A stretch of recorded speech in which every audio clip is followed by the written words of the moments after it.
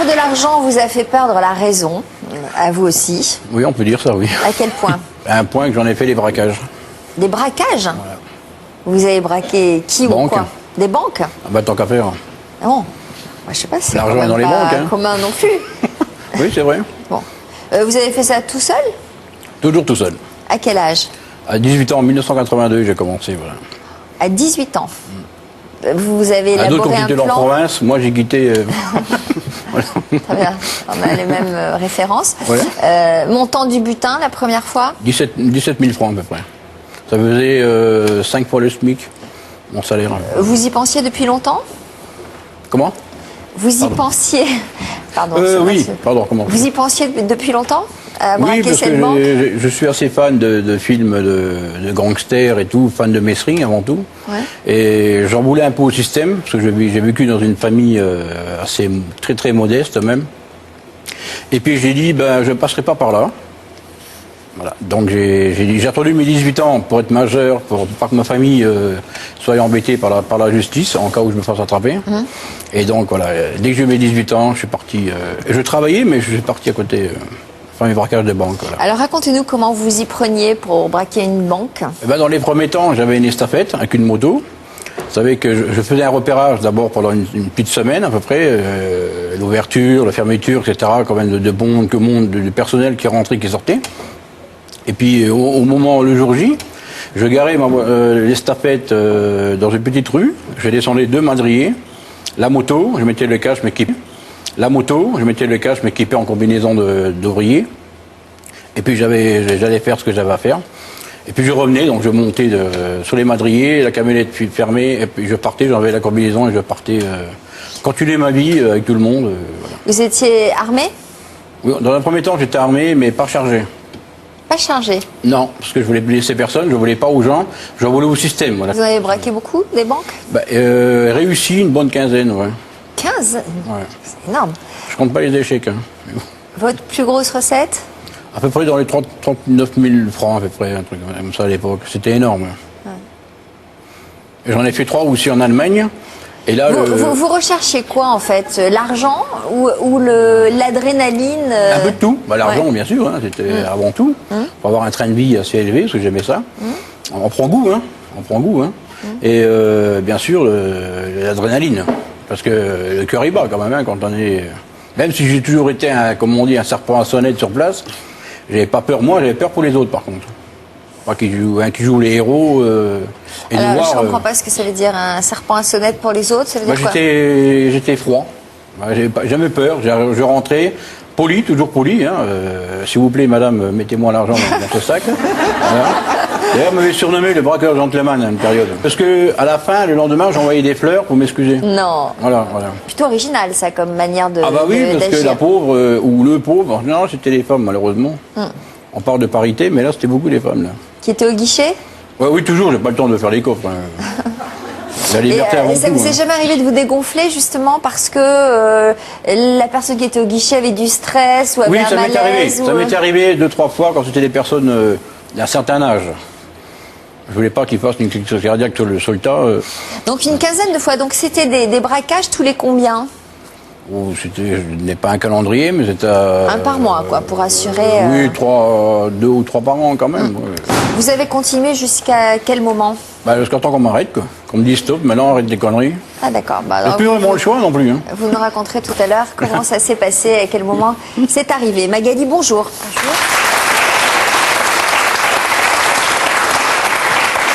Alors, dans la conquête, Yvonne, c'est possible aussi. Dans les années 80, vous nous racontiez tout à l'heure que vous avez commis plusieurs braquages à main armée. Qu'est-ce qui a mis fin à ce braquage? Une femme? Non, la police. Ah. Comment ça s'est passé? Eh ben, j'avais rendez-vous avec un ami qui devait de l'argent. Un ami entre guillemets. Et aujourd'hui, je ne sais pas si c'est lui ou pas, mais je pense que c'est lui qui m'avait balancé. Et quand je suis arrivé dans le bar où j'avais rendez-vous, il y avait 25 clients et 15 flics. Quoi. Ah oui. Donc il y avait quelques marches au bar, et je suis ressorti sans toucher une des marches. Voilà, j'ai carrément été projeté à l'extérieur, la face contre le sol, ouais. Et me l'auto dos, et puis voilà, fini à cavale. Mais ils vous avaient repéré, enfin ils avaient des choses à vous reprocher? Bah oui, parce que je faisais l'objet d'un mandat d'arrêt. Ouais. Depuis pas mal de temps quand même. J'étais recherché, j'avais un portrait robot. Et j'étais recherché par toute la police de France, quoi. Donc vous avez été condamné à quelle peine de prison? J'ai pris 10 ans pour ça. 10 ans ferme? 10 ans et j'ai fait 6 ans et demi, voilà. Ah, donc ça calme vraiment, j'imagine. Oui, ça calme dans le sens, on réfléchit, on attend de réfléchir, on attend d'analyser, à discuter avec les autres, ils peuvent le dire aussi, avec les autres détenus. On a affaire à des gens d'un certain âge, ils nous font un peu la morale, quoi. Alors pour ça, quand je suis sorti, je me suis dit, bon, je me donne 1 an. Est-ce que vous avez profité, comme Jackie, pour apprendre des choses en prison? Ah oui, bah oui, j'ai même fait mon premier film en prison d'ailleurs. Mon premier tournage en tant qu'acteur, c'était en prison, c'était prédictoire pour la sortie, quoi. Prémonitoire. Prémonitoire, pardon. Ouais. D'accord. Donc en sortant, vous avez décidé quoi? Déjà, à ma sortie, on m'attendait dehors. La police m'attendait en disant, on sait que tu es dehors, on t'a à l'œil. Donc j'ai pris le train pour Nice et je suis descendu à Cannes pour essayer de les bluffer. Mais ils m'attendaient aussi à Cannes. D'accord. Donc parce que vous aviez encore dans l'esprit de continuer? Non. Je me suis dit, je vais aller sur la Côte d'Azur, je vais essayer de recommencer ma vie. Ouais. Et puis voilà. Et c'est là que je suis descendu au festival. Il y avait le festival de Cannes qui se construisait. Parce que vous êtes sorti le 7 mai 1994. 1994, ouais. Il y a eu des conséquences psychologiques quand même, ce passage en prison a laissé quelques... Honnêtement, non. Psychologique, non. Je suis rentré comme un I, je suis ressorti comme un I. Ah bon? Ouais, ça, c'est clair et net.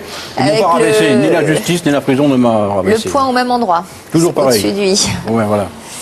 Mais quand même, avec la volonté, vous êtes sorti avec la volonté d'arrêter. Oui, parce que c'est pas 3 mois, on a le temps quand même de penser à certaines choses et puis oui, donc d'analyser. Quand même, ça vous a changé. Dans la tête, oui, mais pas au niveau la mentalité que j'avais encore contre le système. Voilà. Vous vous êtes dit quoi? Il faut que je trouve un autre moyen de contourner le système qui soit plus légal? Plus légal, moins de stress, moins, entre guillemets, la peur de sortir le matin de chez soi et ne pas être sûr de rentrer le soir. Rentrer, oui, mais derrière les barreaux, pas à la maison. Mais voilà, donc j'ai réfléchi à tout ça et j'ai eu la chance de commencer dans le cinéma quelques temps après. Comment vous y aviez pensé? Pas du tout. Ça vous est tombé dessus? Ça m'est tombé dessus comme ça. Vraiment, coup de chance. Un coup de chance. C'était en plein mois d'août, il y avait à Cité à Grasse, je faisais un concours de billard. J'étais RMiste à l'époque, je me suis même inscrit à l'RMI. Je touchais 2004 par mois, francs. Et un jour, il y a un homme qui s'est arrêté, parce qu'il y avait une queue monstre, il ne voulait pas faire la queue dans la voiture. Il s'est arrêté boire un café, puis il m'a vu. Tout de suite, il a foncé sur moi et il a dit, c'est une gueule comme toi qu'on cherche, ça fait 2 mois, ça dirait de faire du cinéma. Moi, je lui ai dit, casse-toi pour un, moi je dirais pas le mot, je vais t'en coller une. Et puis non, par contre, il m'a attendu, que j'ai perdu d'ailleurs, le concours, en plus. Il y avait 500 francs quand même, du billard. Et il m'a attendu, puis c'était vrai. Vous aviez déjà une moustache comme ça? Oui, j'avais déjà la moustache, oui. Donc de 2004, je suis passé à 2005 par jour, c'était l'effet c'était voilà. D'accord. Et puis le métier d'acteur, ça s'apprend sur le terrain? Oui, ça s'apprend, oui, bien sûr. J'ai jamais fait de cours, mais ça s'apprend sur le terrain. J'ai toujours appris sur le terrain. Est-ce que vous avez eu peur de ne pas être à la hauteur? Ben non, parce qu'on proposait des rôles qui a été toute ma vie. Ah bon? Les rôles de braqueur, les rôles de flic, de voyou. Donc j'avais de quoi faire. J'avais la routine, c'était la routine pour moi. C'est fou. Donc finalement, vous avez exercé légalement ce que vous faisiez dans l'illégalité. Encore aujourd'hui, il y a certaines scènes dans les films que j'ai vécues dans la réalité. Donc je suis crédible, parce que bon, pour moi c'est un jeu d'enfant, qu'on me demande de faire des choses que j'ai fait pendant des années. Oui, et puis c'est un moyen de casser la routine, puisque vous plongez dans ce que vous faisiez avant légalement. On peut pas trouver mieux. Voilà. En plus, je gagne bien ma vie légalement, c'est le principal. Alors Sony, on va voir à quoi ressemble votre vie aujourd'hui. Vous n'avez toujours pas donc renoncé à gagner beaucoup d'argent, mais vous utilisez d'autres moyens pour cela. De la réalité à la fiction, c'est le titre de ce reportage que nous vous avons consacré à Suresnes, c'est dans les Hauts-de-Seine. Sony ne commence jamais une journée sans passer par ici. Son rituel, s'installer au bar avec le journal et une grille de loterie. Vous avez de la chance ou pas de chance? Si Sony n'est plus un hors-la-loi, il aime toujours autant l'argent. J'aime bien jouer et puis gagner, toucher l'argent. Voilà, c'est le plaisir de passer le ticket et voir le chiffre s'annoncer sur la machine. Et puis avoir l'argent, le liquide, et puis le mettre dans la poche. Et pour gagner beaucoup d'argent rapidement, Sony le sait par expérience, rien de tel que de jouer aux courses. Le plus gros gain que j'ai pris, c'était à Vincennes. J'ai pris dans les années 80, 37 millions. Et la deuxième plus grosse fortune, c'est 17,5 millions à Cannes-sur-Mer. C'est ce côté-là que j'aime bien dans les courses. Même si Sonny est toujours autant accro à l'argent, il n'a plus rien à voir avec le braqueur qu'il était il y a encore 17 ans. D'ailleurs, ses amis d'aujourd'hui ne savent pas grand-chose de son passé. Je connais pas tout Sonny, hein. Enfin, on connaît jamais trop les gens, mais bon, c'est un mec sympa. C'est un mec qu'on a envie d'écouter, ça change de l'ordinaire, quoi. Philippe est loin d'imaginer que derrière le côté obscur de Sonny se cachent des années passées dans le monde du grand banditisme. Il y a beaucoup de choses que tu ne sais pas. C'est qu'à une période de ma vie, quand même, j'étais un voyou. J'étais un truand.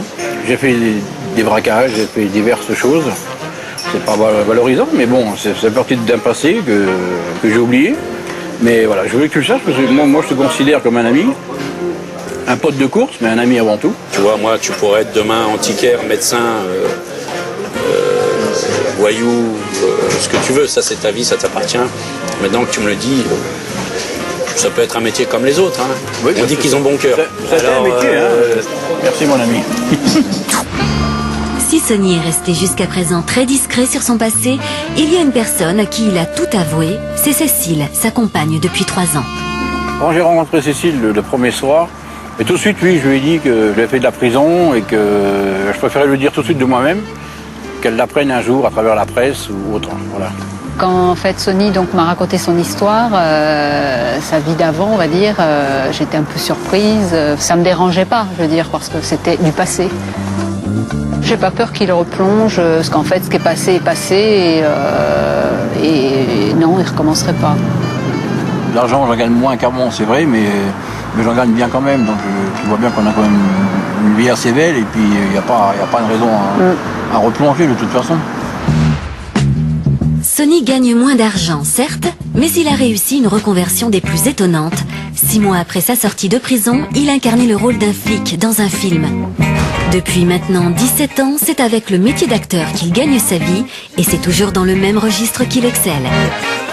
On va donner des rôles de truands ou de flics. Il a souvent tendance à interpréter ce type de rôle parce qu'il aime ça. Il est aujourd'hui plus que crédible. Mais Sonny est persuadé qu'il pourrait être crédible dans bien d'autres rôles où on ne l'attend pas forcément. J'aimerais bien interpréter le banquier. J'aime bien faire banquier. Me mettre un peu de l'autre côté de la barrière.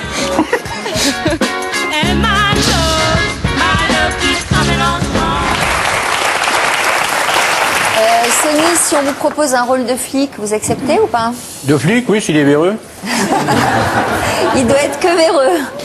Est-ce que vous avez l'angoisse du comédien qui attend qu'on lui propose un rôle? Est-ce que vous avez peur que ça n'arrive plus, qu'on ne vous en propose plus?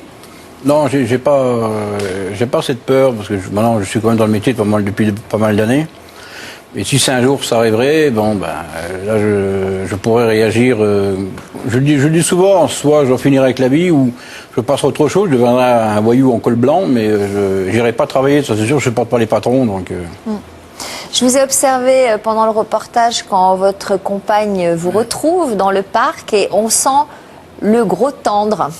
Oui, je suis un gros nounours, moi. Hein. Armé, mais nounours. Limite, hein, la petite larme à l'œil, limite, Oui, au vrai, moment où elle est oui. arrivée. Je me suis dit, tu parles d'un gros dame Bah, je lui dois braqueur. beaucoup. Je lui dois beaucoup. Ouais, parce que elle vous a... Elle m'a assagi, surtout au niveau finance. Pourquoi? Parce que je flambais quand même pas mal. J'étais resto midi et soir. Les grands magasins, je dirais pas la marque, mais tous les jours pratiquement. Ah, c'est étonnant parce que d'habitude, une femme au contraire peut vous pousser à dépenser plus. Enfin, Ah non, elle, certaines non. femmes. Hein. Ah non, elle. Moi, non, j'en non. connais pas personnellement, mais ça peut arriver, paraît-il. Non, au contraire. Justement, on fait des économies. Aujourd'hui, elle vous fait des petits plats. On a des projets. Et c'est pas trop plan-plan comme vie pour vous, ça? Bah non, parce que entre le métier et les courses, j'ai pas le temps de chômer, donc. Ah oui, les courses quand même. Il faut... Les courses, ça a été mon meilleur ami et mon meilleur alibi pendant des années. Votre meilleur alibi? Alibi, parce que j'étais souvent soupçonné de délits, braquage et tout, mais à chaque fois, je disais, moi je gagne mon argent sur les hippodromes. D'ailleurs, une fois, une équipe pendant 15 jours m'ont suivi, une équipe de la brigade des finances. Et ils ont vu combien je jouais, combien je gagnais, ils m'ont foutu la paix. D'accord. Mais c'est marrant, Yvonne, c'est une manière de garder un peu d'adrénaline quand même. Ah oui, ça, à la fois les courses, le métier d'acteur. L'amour du jeu, l'amour de l'argent, la comédie. On sent chez vous constamment le rêve de l'inaccessible. Ah, toujours et toujours plus. Toujours. Et une âme d'enfant. Et comme si ce que vous aviez dans la vie, parce que vous réussissez au fond pas si mal que ça, ça vous était dû parce que c'est une revanche que vous avez sur votre condition peut-être d'enfant qui a été difficile. Exactement, voilà. Et là, on sent aussi, vous avez évoqué, Sophie a évoqué cette notion de cœur tendre, mais aussi vous avez toujours une âme d'enfant. Mais il a de la chance d'avoir trouvé ce métier d'acteur, hein, Oui. parce que maintenant il fait la même chose pour de faux. Mais je crois qu'il a appelé ce travail, je veux dire, c'est pas par hasard. Il y a jamais, on dit souvent qu'il n'y a pas de hasard, mais que vous aviez tellement envie de continuer à avoir une forme d'adrénaline dans ce que vous faisiez, que finalement, sur votre passage, on vous a repéré. Parce que vous le vouliez. Et parce que vous le valez bien, peut-être, hein. Oui, c'est ça aussi. Et quand on m'a repéré, je faisais quand même un concours de billard Voilà. donc j'avais aussi l'adrénaline de gagner, parce que je touchais, comme j'ai dit, 2004 par mois, la partie était à 500 francs. Donc comme j'ai perdu, c'est beaucoup pour un érémiste. Donc, Mais le risque chez vous, c'est quand même la dépendance. oui. Il n'y a pas un moment où vous pensez que ça se calmera un peu, cette dépendance à l'argent?